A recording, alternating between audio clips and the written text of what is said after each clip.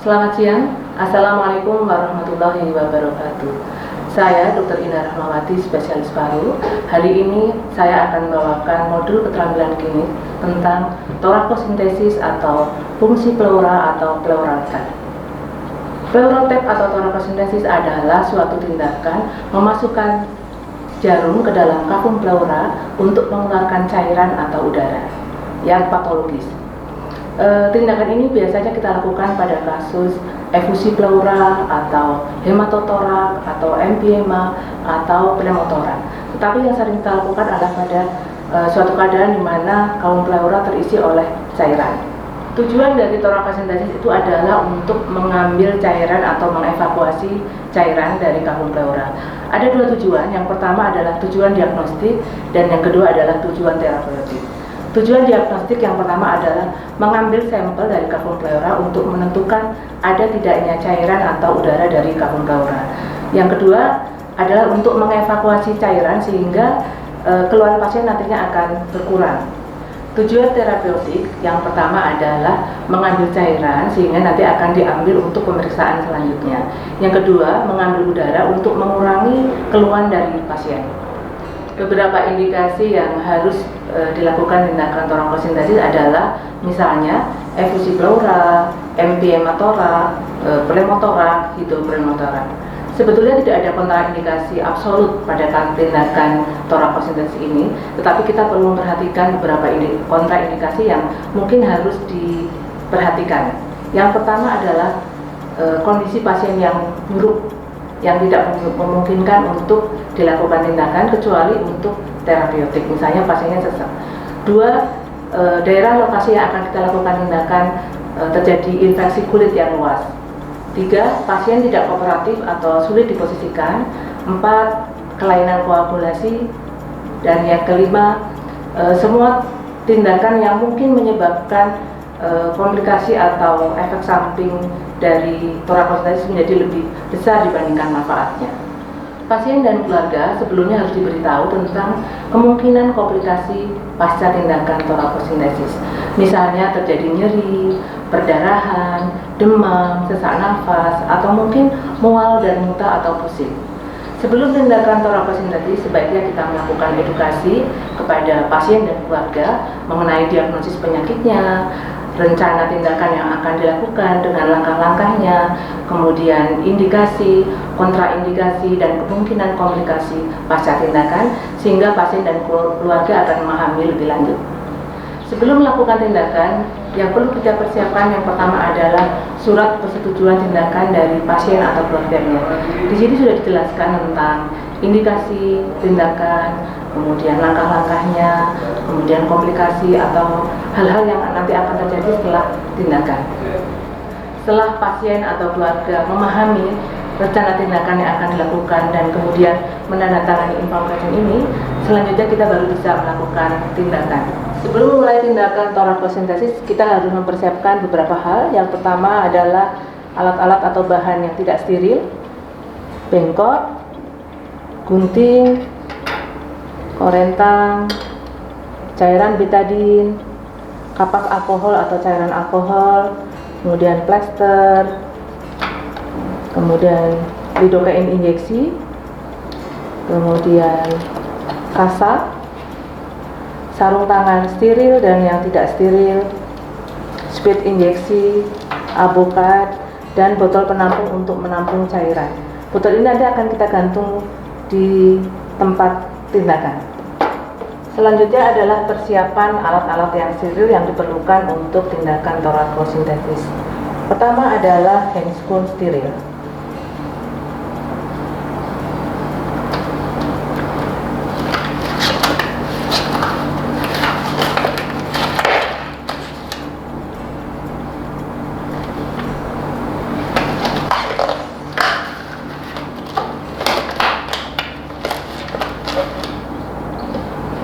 Alat-alat steril yang kita perlukan, yang pertama adalah spade injeksi.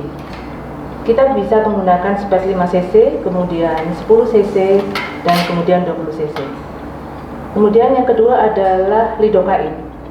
Ini lidocaine sudah saya siapkan, sudah saya masukkan dalam spade sehingga nanti mempermudah tindakan. Kemudian avokat bisa kita pergunakan nomor 16 atau 14 sesuai dengan kebutuhan yang kita gunakan.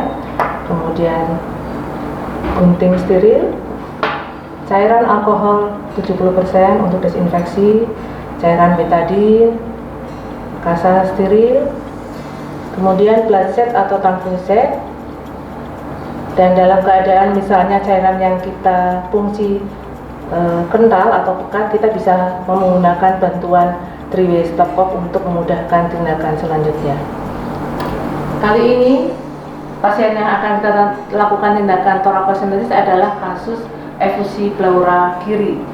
Seorang pasien laki-laki usia 35 tahun dengan keluhan sesak nafas sejak 2 bulan yang semakin lama semakin memberat. Sesak dirasakan bertambah kalau pasien miring ke kanan dan berkurang kalau pasien miring atau tidur ke arah kiri. Sesak tidak berbunyi, ngik-ngik atau benging, kemudian berat badan turun. Pada pemeriksaan fisik sudah kita lakukan tadi, suara nafas vesikuler yang kiri menurun, kemudian perkusinya redup pada paru kiri. Kemudian kita lihat foto toraknya. Terdapat perselubungan homogen pada paru kiri, kemudian tracheanya terdorong ke kanan, batas jantung bergeser ke kanan, sela iga kiri lebih lebar dibandingkan yang kanan. Jadi ini sesuai dengan kasus efusi pleura kiri masif. Selanjutnya saya akan mencocokkan pemeriksaan fisik pada pasien dengan hasil fototorak yang terakhir, sehingga diharapkan tidak terjadi kekeliruan. Ya. Kebetulan fototoraknya baru dilakukan tadi pagi, masih baru. Kemudian saya lakukan pemeriksaan fisik untuk menentukan daerah yang akan saya lakukan tindakan torakosintesis. Yang pertama, saya lakukan perkusi untuk menentukan daerah yang banyak cairannya. Kebetulan kasusnya adalah efusi pleura kiri masif, sehingga hampir semuanya adalah redup. Saat ini saya menggunakan sarung tangan yang tidak steril. Redup. Ya. Daerah yang akan saya lakukan fungsi atau tolak nanti saya kasih tanda dengan ballpoint untuk memudahkan letak penusukan jarumnya. Ya. Selanjutnya saya akan melakukan tindakan dan mengganti dengan sarung tangan steril. Selanjutnya kita akan melakukan tindakan torakosintesis. Tadi kita sudah melakukan perkusi untuk menentukan daerah yang akan kita lakukan penusukan jarum. Selanjutnya kita akan melakukan persiapan untuk torakosintesis. Yang pertama, daerah yang akan kita lakukan fungsi sudah diberi tanda. Desinfeksi dulu dengan betadine dari posisi medial ke lateral. Buang ke tempat sampah medis. Selanjutnya dibersihkan dengan kapas alkohol, sama dari medial ke lateral.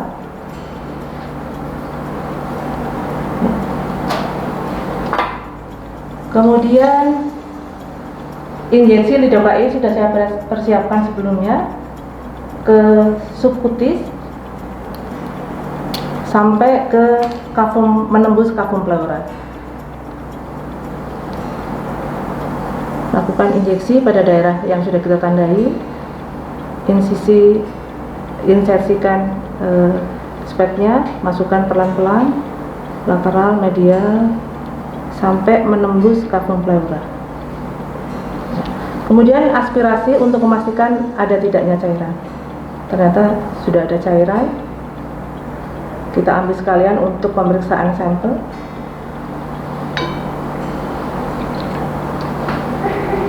Bila diperlukan jumlah sampel lebih banyak, kita bisa mengambil dengan spek yang berbeda.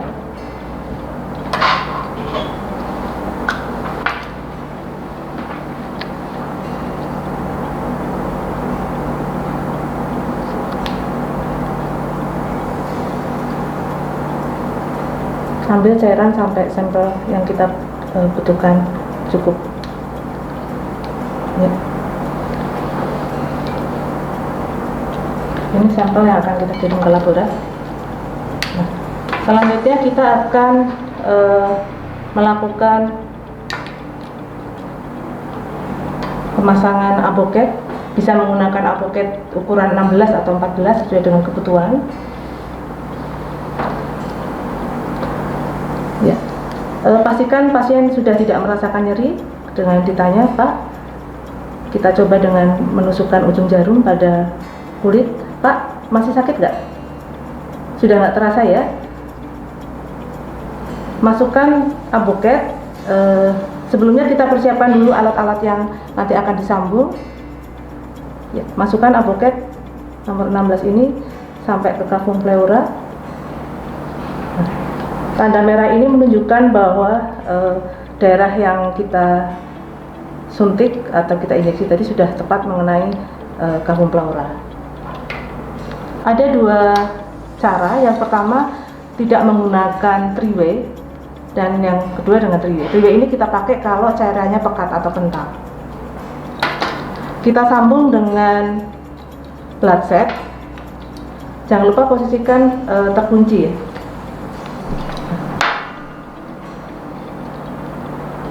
Ujung dari blood set kita masukkan ke botol penampung. Pastikan botol penampung sudah kita isi cairan. Nah, ini posisi blood sudah kita kunci, kita tutup. Kemudian kita sambung. Nah, kemudian alirkan. Ya. Ke botol, sambung ke botol penampung. Kita bisa mengeluarkan cairan sampai pasien berkurang sesaknya, tapi ada indikator yang harus kita perhatikan. Tindakan paracentesis atau pleurotab ini harus kita stop atau kita hentikan kalau pasien sudah mulai batuk-batuk. Ya, kalau pasien sudah mulai batuk-batuk berarti ujung dari aboket ini sudah menyentuh paru yang mengular. Jadi kalau sudah batuk-batuk kita stop. Ya. Ini pasien sudah mulai batuk-batuk, kita pelankan. Kalau masih batuk-batuk terus kita stop. Ya, kita stop. Kemudian cabut aboket dengan placetnya pelan-pelan. Selanjutnya saya akan melakukan cara kedua apabila cairan yang kita ambil tadi ternyata kental, misalnya nanah ya pada kasus emphysema atau mungkin hemoragik pada kasus trauma. Sehingga kalau cairannya kental, kalau kita tidak menggunakan alat bantu 3-way, maka akan lambat keluarnya ya. Alat ini 3-way namanya, sudah kita pasang 3-way. Jadi yang pertama tersambung dengan placetnya, kemudian yang kedua nanti kita sambung dengan aboketnya, dan yang ketiga tersambung dengan spet yang kita perlukan untuk menarik cairan ya.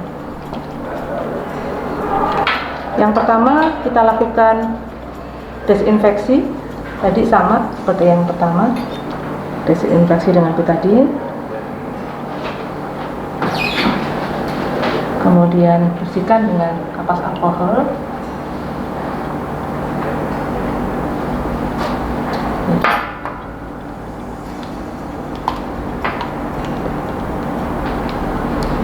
Masukkan aboket pada daerah tindakan.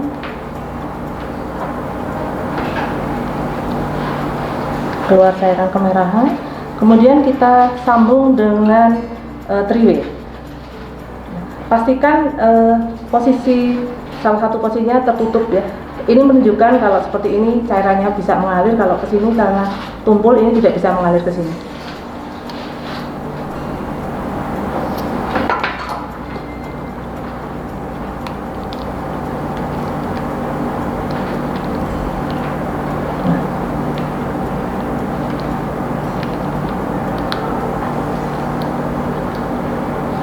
Kita buka klemnya. Ini tandanya mengalir ke bawah. Kalau caranya kental mungkin tidak bisa mengalir lancar, kita bisa bantu dengan spet ini agar cairan tidak mengalir ke bawah. Kita tutup dengan arah seperti ini. Nah, ini kemudian baru kita tarik. Ini menunjukkan bisa mengalir ke sini ya. Ya. Nah, ini kalau caranya kental, kita bantu dengan tarikan spet ini akan lebih mudah. Kemudian kita alirkan ke sana. Pastikan ini sudah terbuka ya. Nah, yang kita tutup yang sebelah sini. Nah, ini kita buka. Kemudian dorong, cairan akan mengalir ke botol penampung. Ya, demikian seterusnya sampai selesai, sampai pasien ada tanda-tanda batuk. Oke, ya, tindakan selesai.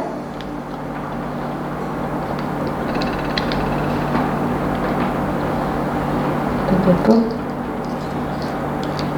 Ya. Kita ambil apoketnya pelan-pelan.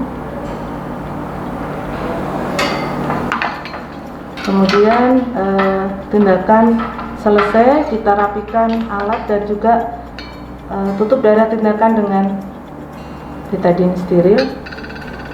Kita bersihkan sisa-sisanya.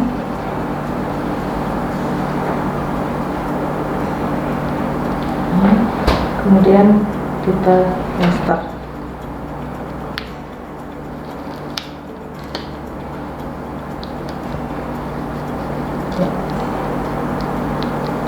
Tindakan sudah selesai. Selanjutnya kita awasi pasien selama 15 menit sampai 30 menit kemudian untuk melihat apakah ada kemungkinan komplikasi atau reaksi-reaksi yang tidak diharapkan setelah tindakan selesai. Demikian skill torakosintesis telah selesai. Semoga bermanfaat. Selamat belajar, semoga sukses.